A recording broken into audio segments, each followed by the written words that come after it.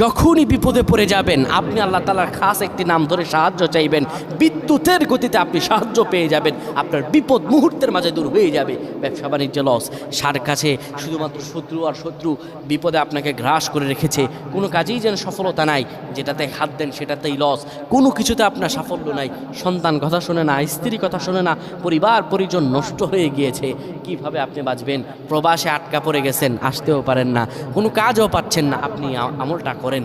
এটি আমার কথা নয়, বিশ্বনবী মুহাম্মদ রাসূলুল্লাহ সাল্লাল্লাহু আলাইহি ওয়াসাল্লামের প্রিয় সাহাবী হযরত যায়েদ রাদিয়াল্লাহু তাআলা আনহু, তিনি একবার মক্কা থেকে হিজরত করে যখন মদিনায় যাবেন, ঠিক সেই সময় বিপদে পড়ে যান।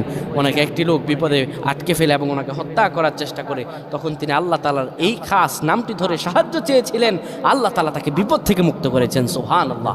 সেই দোয়াটা কি? তিনি যখন বিপদে পড়ে যান তিনি বলেন, আগিসনি ইয়া রহমান।